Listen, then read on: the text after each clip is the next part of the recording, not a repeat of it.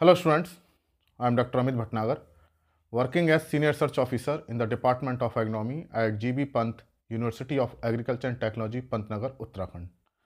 In this lecture, I will explain why slope is measured in TAN, TAN 10, trigonometric expression 10. क्यों slope को हम 10 में express करते हैं? This is trigonometric expression 10. There are 6 trigonometric expression and out of 6 only 10 is used for expression or calculation of slope. तो क्या ऐसा कारण है कि हम 10 को क्यों लेते हैं और इसकी क्या मीनिंग है? ये एक बहुत ही कॉन्सेप्ट बेस्ड लेक्चर है। जो बच्चे मैथमेटिक्स जानते होंगे उनको पता होगा why 10 is used for slope calculation. लेकिन जिन बच्चों को मैथमेटिक्स बहुत क्लियर नहीं है या जिनको ट्रिग्नोमेट्रिक एक्सप्रेशंस नहीं पता हैं, उनके लिए ये लेक्चर बहुत ही इंपॉर्टेंट है। तो इस लेक्चर को आप बहुत अच्छे ढंग से देखें, then you can understand and you can know why 10 is used for expression of slope. तो ये देखिए, हम जैसे 10 40, 10 30, 10 1 डिग्री, 10 2 डिग्री, 10 10 डिग्री यूज़ करते हैं स्लोप के एक्सप्रेशन के लिए। तो ये क्यों करते हैं, तो इसको हमें समझना पड़ेगा।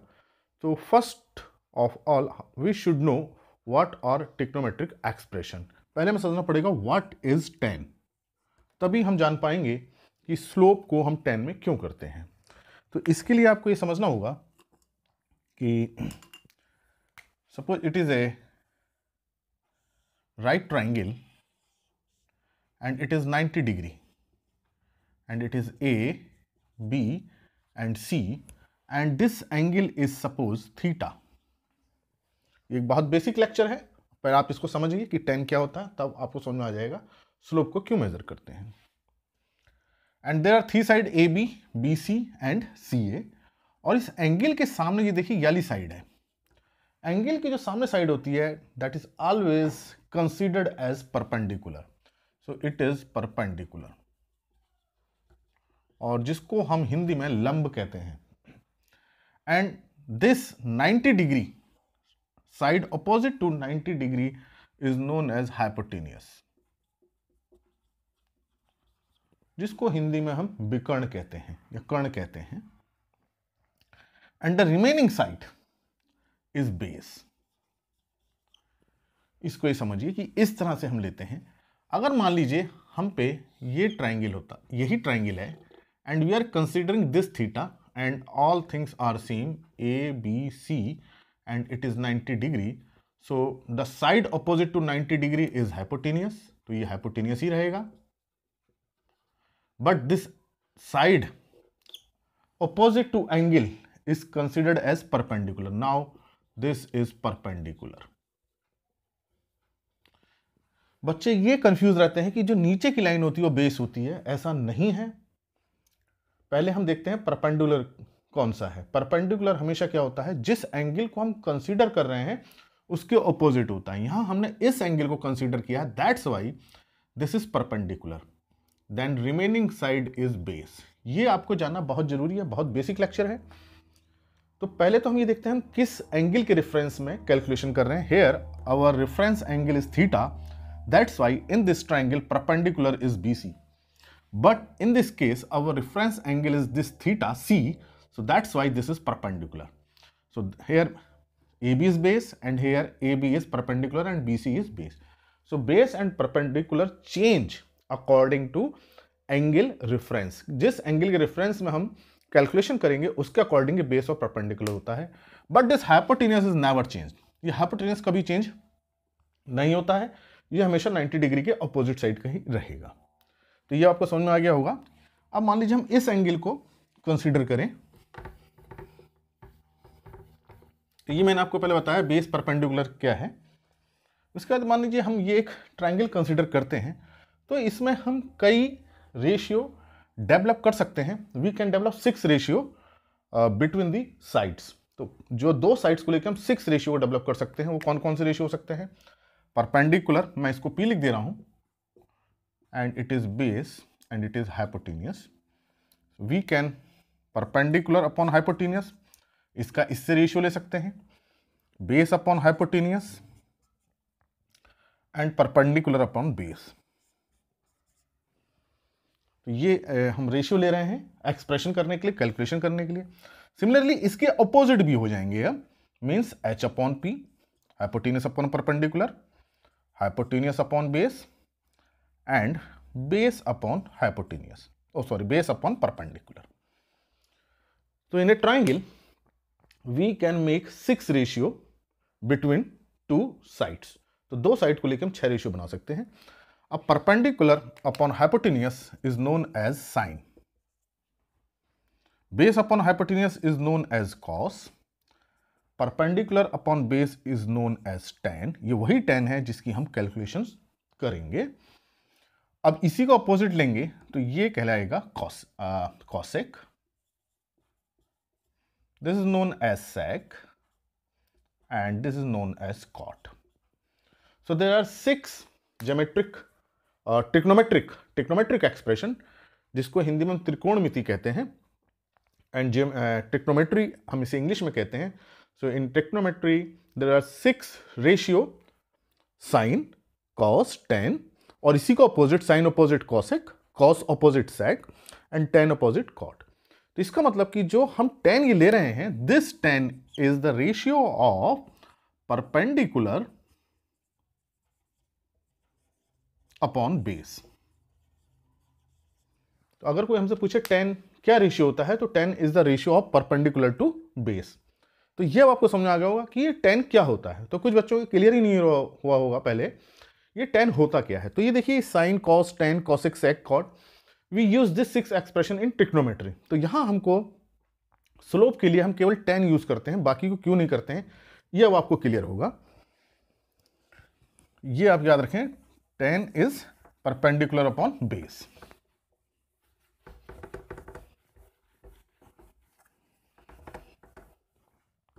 Suppose there is a field and field is labeled. There is no slope. Field is labeled and there is no slope. And there is another field and slope is like that. तो इस field में कोई slope नहीं है, सीधी line है, और इसमें this slope is in this direction downward, यहां से यहां तक स्लोप हो रहा है। तो इसका मतलब कि क्या है कि ये अगर स्लोप नहीं होता, सीधी लाइन होती, तो ये लाइन ऐसे जाती। तो इसका मतलब कि हम जैसे जैसे मूव करते हैं हमारा डाउनवर्ड फॉल होता जाता है, एंड दिस इज फॉल। ये हमारा इतना फॉल हो गया, इतनी डिस्टेंस चलने पे ये हमारा फॉल हुआ, and this is slope. So what is slope? When we move forward and go downward, then this fall is known as slope. तो ढाल क्या है? जब हम आगे बढ़े और हम आगे बढ़ते नीचे की तरफ जाते जाएं तो वो क्या कहलाता है? उसका ढाल कहलाता है। स्लोप को हिंदी में ढाल कहते हैं। तो it means here slope means, what is the meaning of slope? Slope is fall with distance. So first understand what is slope. So slope is vertical fall with horizontal space या horizontal distance। तो यहां हमको पता चला कि slope क्या होता है, कि जो वर्टिकल फॉल है, ये this is vertical fall, this is fall and this is the distance. कि डिस्टेंस के साथ जितना फॉल हो रहा है वो क्या होता है? स्लोप होता है। So that's why slope is equal to fall upon distance. कि हम कोई दूरी चलें और कितना फॉल हो जाएगा, कितना हम नीचे चले जाएंगे, डाउनवर्ड हो जाएंगे, दैट इज स्लोप। तो यहां आपको पहले स्लोप समझना पड़ेगा। तो इस फील्ड के लिए वैसे तो हम ये ऐसे नीचे जा रहा है फील्ड, तो जितनी दूरी चलने पे ये नीचे आ जाते हैं वो उसका स्लोप होता है। हालांकि हम फील्ड ऐसे नहीं है तो नीचे की तरफ फील्ड की तरफ हम जा रहे हैं, जैसे मेरा ये हाथ है तो ऐसे तो नहीं जा रहे हम, इसको तो हम एज्यूम कर रहे हैं कि अगर मैं ये हाथ प्लेन रहता, जैसे ये पेन है, ये प्लेन है, लेकिन ये अब स्लोप अगर ऐसे होता जा रहा है, तो अगर मैं सीधे जाता तो कितना नीचे में आ गया, ये उसका स्लोप होता। तो ये लाइन तो एक्चुअल में है नहीं है, तो हम एज्यूम कर रहे हैं फील्ड में तो ऐसे जा रही है लाइन ये। तो इसका मतलब कि अगर हमको स्लोप निकालना है तो क्या निकालना पड़ेगा, उसका फॉल निकालना पड़ेगा कि हम कितने नीचे चले गए और कितने डिस्टेंस, अगर हम सीधे चलते तो कितने डिस्टेंस कवर कर लेते। एक्चुअली तो फील्ड में हम ये डिस्टेंस कवर कर रहे हैं, फील्ड में ऐसे चल रहे हैं, हम ये एज्यूम कर रहे हैं कि अगर हम सीधे जाते तो हम कितने नीचे आ जाते। तो अब यहां देखिए कि ये जो है हम कितना नीचे आ गए, हम फील्ड ऐसे नहीं जा रहे हैं, हम ऐसे मूव कर रहे हैं और एक्चुअली हमको जाना कैसे था, हमें जाना ऐसे था। तो इसका मतलब हम कितना मूव कर गए, इतना हम एंगल में इतना नीचे की तरफ मूव कर गए। ये हमारा डाउनवर्ड फॉल हो रहा है, ये नीचे इस तरह मूव किया। Suppose this angle is theta, कि हम एंगल में अगर बात करें so there is angle theta, कि हमारा जो फॉल हुआ वो थीटा एंगल से नीचे हो गया। Angle 10 degree, 2 degree, 30 degree, 40 degree कुछ भी हो सकता है। यहां हमने एंगल क्या माना है, थीटा माना है। तो ये एक देखिए ट्राइंगल बन गया जिसमें this is A, this is B, this is C. ये मेरी बात समझ में आई। देखिए फील्ड ऐसे था, मान लीजिए फील्ड का स्लोप ऐसे है, हम फील्ड में ऐसे मूव कर रहे हैं, ठीक है। तो हमें इस फील्ड का स्लोप बताना है, तो हम ये मानेंगे कि ये अगर हम सीधे जाते तो हम इस लाइन पे ऐसे जाते, तो हमारा फॉल कितना हुआ, ये हुआ, हमारा फॉल ये हुआ।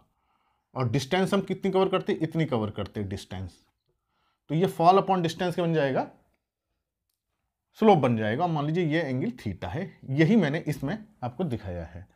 तो अब ये देखिए इस ट्राइंगल में ए बी सी में देखिए कि ये जो थीटा है इसके सामने ये फॉल है, ओके। अब एंगल के सामने वाली साइड मैंने आपको क्या बताई थी, क्या होता है हमेशा परपेंडिकुलर। तो इसका मतलब ये क्या है, परपेंडिकुलर हो गया इस ट्राइंगल के लिए। और ये देखिए 90 डिग्री है, क्योंकि वर्टिकल फॉल है तो 90 डिग्री होगा। 90 डिग्री के सामने वाली साइड क्या होती है, हाइपोटेनियस। इसका मतलब ये क्या है, हाइपोटेनियस है।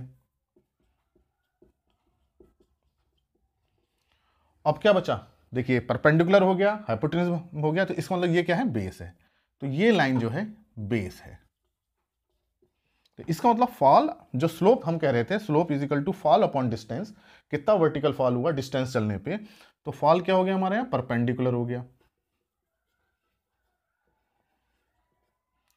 और डिस्टेंस क्या है, ये इस ट्रायंगल में देखिए बेस हो गई। अब ये परपेंडिकुलर अपॉन बेस जो रेशियो बना साइड का, this ratio is this one 10। So this is tan theta. It means the slope is calculated in terms of tan theta. जितना एंगल है हमारा, that angle is measured in terms of tan, not in sine, not in cos. ना तो हम sign use करेंगे, ना हम cos करेंगे, ना कॉट करेंगे, ना कॉसेक करेंगे, ना सेक करेंगे। जो 6 हैं ट्रिग्नोमेट्रिक एक्सप्रेशन, उसमें केवल हम कौन सा यूज करेंगे, tan करेंगे। तो ये आपको समझ में आ गया होगा कि why tan angle in tan is use for calculation of slope. तो पहले आपको समझना पड़ेगा कि व्हाट इज tan, क्या ज्योमेट्रिक एक्सप्रेशन है। सेकेंडली समझना पड़ेगा व्हाट इज स्लोप। जब तक आप इसको नहीं समझेंगे ये आपको समझ में नहीं आएगा। फिर से मैं आपको एक बता देता हूं कि मान लीजिए सीधी लाइन है और ये हमारा, मान लीजिए सीधी लाइन ना हो कि फील्ड हमारा इस तरह से होता, तो हमारा स्लोप अगर निकालना है तो हमें देखना पड़ेगा कि हमारा कितना वर्टिकल फॉल हो गया। तो हम ये अज्यूम करते कि ये माना लेवल है, तो हमारा इतना वर्टिकल फॉल हो गया, इतनी डिस्टेंस चलने पे ये फॉल हुआ। तो इसका मान लीजिए ये x है, ये y है, ओके। और ये मान लीजिए एंगल थीटा है, हम नीचे एंगल आ गए। Then tan theta, slope is equal to, slope is equal to tan theta is equal to x upon y। तो ये इसका स्लोप tan के एंगल्स में निकल आएगा। ये एक मैंने आपको बहुत सिंपल चीज बताई, why it is expressed in tan। जिन बच्चों की मैथमेटिक्स बैकग्राउंड होगी वो इन चीज़ों को पहले से ही जानते होंगे क्यों करते हैं, लेकिन कुछ बच्चे ऐसे हैं जिनका मैथमेटिक्स बहुत स्ट्रांग नहीं है, तो उनके लिए लेक्चर बहुत हेल्पफुल है। अब इसकी जो tan की वैल्यू होती है, tan 1 डिग्री, 2 डिग्री, 3 डिग्री, इसकी वैल्यू ऑलरेडी कैलकुलेटेड रहती हैं। उसको टेबल से हम देख लेते हैं कि tan 40 डिग्री की क्या वैल्यू होगी, या tan 2 डिग्री की क्या वैल्यू होगी, या tan 40 डिग्री की क्या वैल्यू होगी। उस टेबल से हम देख, जैसे लॉग की टेबल होती है वैसी tan की टेबल होती है। तो ये आपको समझ में आ गया होगा कि इस ट्राइंगल से स्लोप क्या होगा, स्लोप होगा x upon y, tan theta is equal to x upon y. तो ये बहुत छोटा सा लेक्चर था लेकिन बहुत कॉन्सेप्ट बेस्ड लेक्चर था। ये आपको समझ में आ गया होगा कि क्यों हम why slope is measured in terms of tan theta. तो आपको ये समझना पड़ेगा कि what is tan and what is slope. तो जब तक आप स्लोप नहीं समझेंगे तब तक ये आपको चीज क्लियर नहीं होगी। स्लोप क्या है? Vertical fall with respect to horizontal distance, कि हम सीधे जाने पे, अगर हम सीधे जाते लेकिन हम चले गए नीचे, तो हम कितना हम नीचे चले गए। वैसा अगर लेवल होता तो हम सीधे जाते, लेकिन चूंकि स्लोप है तो हम नीचे की तरफ चले गए, तो हम कितना नीचे चले गए, दैट इज स्लोप। उन दोनों का रेशियो क्या है? स्लोप है। तो ये छोटा सा लेक्चर था, आई होप आपको ये पसंद आया होगा। Thank you very much.